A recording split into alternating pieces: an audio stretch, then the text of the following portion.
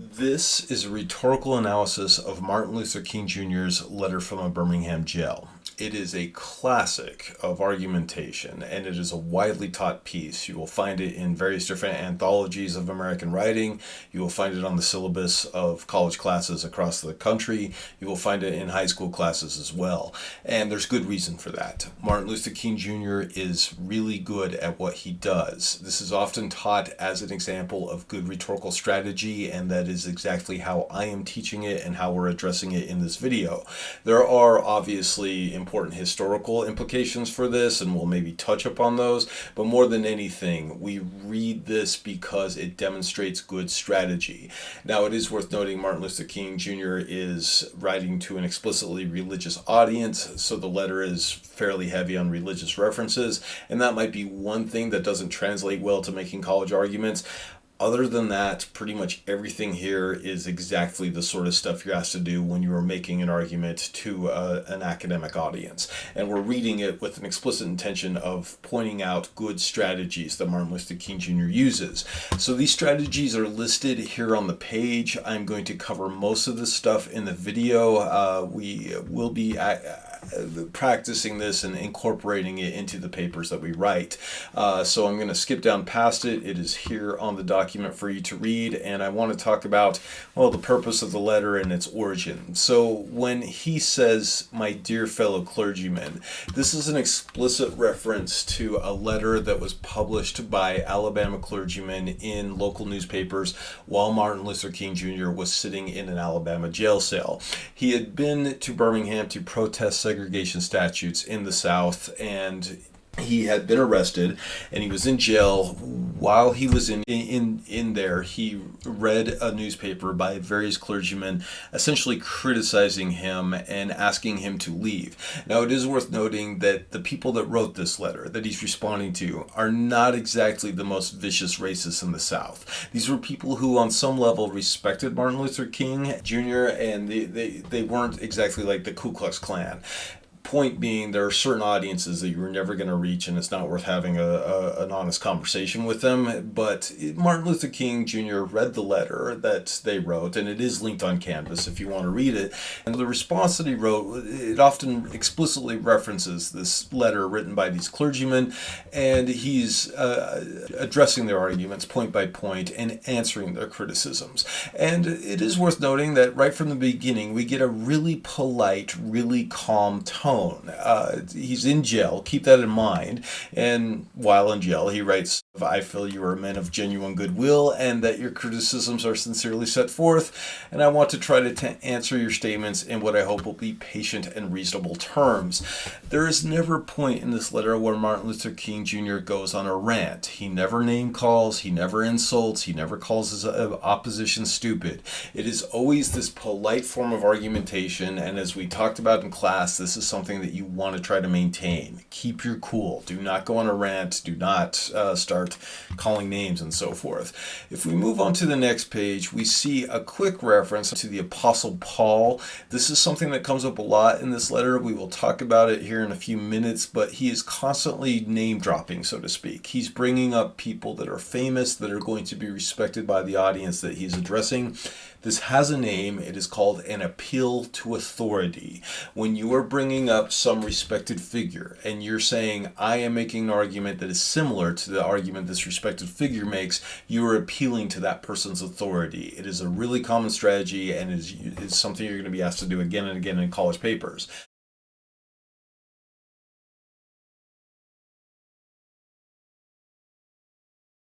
Now, the next paragraph down here on line 26 or so, he starts this paragraph off by listing explicitly the counter-argument, the argument that he is responding to, the Alabama clergyman. "You deplore the demonstrations taking place in Birmingham, but your statement, I am sorry to say, fails to express a similar concern for the conditions that brought about the demonstrations."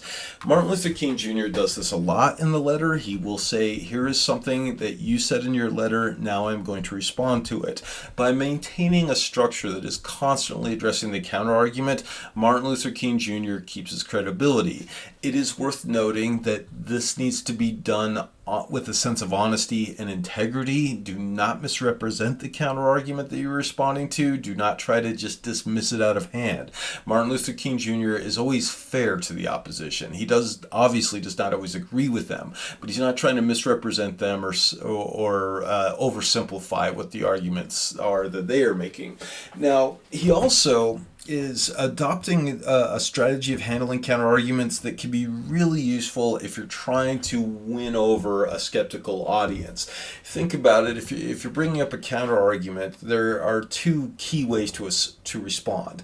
One of them is refutation, where you essentially say that argument against me is wrong, or that argument is founded on faulty evidence, or it doesn't apply in the situation. That's a refutation. That's essentially a way of saying, nope, that is wrong. I reject that. An alternative to that is called appropriation. It's a method of handling a counterargument in which you say, I am not saying that's entirely wrong. I actually think it's a good point. I think it's worth considering how it actually looks from my perspective, and how if you look at it through a different lens, or if you look at it with a different context, it actually supports what I am saying. And pretty much without fail, Martin Luther King Jr. tries to do this. You will see it right here. So he lists a counter-argument that says, you deplore the demonstrations taking place in Birmingham, and then he kind of agrees with that just a few lines later. It is unfortunate that demonstrations are taking place in Birmingham, but it is even more unfortunate that the city's white power structure left the Negro community with no alternative. At this moment, Martin Luther King Jr. is not saying, you're wrong. He's saying, I kind of agree with you. I wish we didn't have to have these demonstrations, but we do because of the situation that we're in. That's a moment of appropriation, and it's a useful moment. It's a moment that helps win over a skeptical audience. It's a moment that kind of builds bridges rather than building walls. And Martin Luther King Jr. was definitely into building bridges. He wanted to win over people to his side, and that's part of why he was so effective. I'm going to skip through several pages of the letter. He lays out the basic tenets of nonviolent resistance. There's a long history of civil disobedience that if we had the time and we were looking at this through a different lens, we would get into, but right now we're just moving on to this next little counter-argument where he explicitly quotes the letter that he's responding to. You may well ask, why direct action, why sit-ins, marches, and so forth? Isn't negotiation a better path? And his response to that is not to say you're wrong. He's essentially saying you're right. You were quite right in calling for negotiation. Indeed, this is the very purpose of direct action. And he goes on to defend his actions of civil disobedience and of street protest as a way of sparking negotiation. This is another appropriation, and he doesn't carry this through every single counter-argument in the letter, but he usually does. Usually when he brings up a point that the opposition makes, his response is not to say, that's just wrong. His response is more, that's partly right, and we need to look at it from my perspective. And again, this is part of what made him so effective. There's this sort of like polite, very cordial tone. It's not to say that he's wishy-washy and just agreeing with the opposition, but he is kind of saying the opposition has a valid point, and I acknowledge that. Now, the paragraph that remains here, I literally could talk about for an hour, and there are times in class where I've gone on and on about it. We've got to keep these videos fairly concise, so I'm going to skip through it and hopefully just hit a couple of key ideas, but it is just loaded with content. He's defending the actions of nonviolent resistance and of the marches that he was sponsoring in the South at the time. It is worth noting this one line that I've got highlighted, but I must confess I'm not afraid of the word tension. I have earnestly opposed violent tension, but there's a type of constructive nonviolent tension which is necessary for growth. Okay, let's just tackle this statement really quickly. I have earnestly opposed violent tension. That is a line that Martin Luther King Jr. has to include in this letter, and he has a few lines lines like this throughout the letter that help separate him from the much more aggressive version of civil rights that was being promoted by the Black nationalist movement at the time. This has an explicit name. It is called a qualifier, and we're going to talk about these a lot in class, and I'm going to focus on them a lot. It's essentially a moment where you set limits on how far your own position or your own argument can be taken. Martin Luther King Jr. is being very clear here that he does not approve of violence, but he is nonetheless trying to cause tension and to get people out of their comfort zones. That could easily be misinterpreted by his opponents as advocating violence, and Martin Luther King Jr. is really careful not to do that. That's what the qualifier does. It sort of sets the limits on the scope of your own argument so other people cannot set that limit for you. But more importantly, you're preventing other people from misrepresenting your argument as being more extreme than it actually is. This is what a qualifier does. It's a moment in which you set the limits, or you set the boundaries of your own argument, and you kind of say, I realize there are moments when my opposition has a valid point. I recognize that there are limits to how far my argument can be taken. Those are useful moments. They help keep arguments productive. I am big on qualifiers. This is one thing that I'm going to expect to see in your paper, and we're going to talk about a lot, and I will point them out numerous times. These moments where you admit that there are limitations to your argument, or you yourself set the boundaries on your own position. Anyhow, let's move on to this last bit of the paragraph. There's an explicit reference to Socrates. Just as Socrates felt it was necessary to create a tension in the mind so that individuals could rise from the bondage of myths and half-truths to the unfettered realm of creative analysis and objective appraisal, we must see the need for nonviolent gadflies to create a kind of tension in society that will help men rise from the dark depths of prejudice and racism to the majestic heights of understanding and brotherhood. It's a reference to Socrates, a famous Greek philosopher from the ancient world. And I love introducing students to some of the basic ideas that Socrates had and some of the more influential things that he said. I don't feel like I've got time to indulge in it in this video, but I just want to say quickly, there is a reference here to both the Apology of Socrates and to one of the most famous things that Socrates ever talked about, which is called the Allegory of the Cave.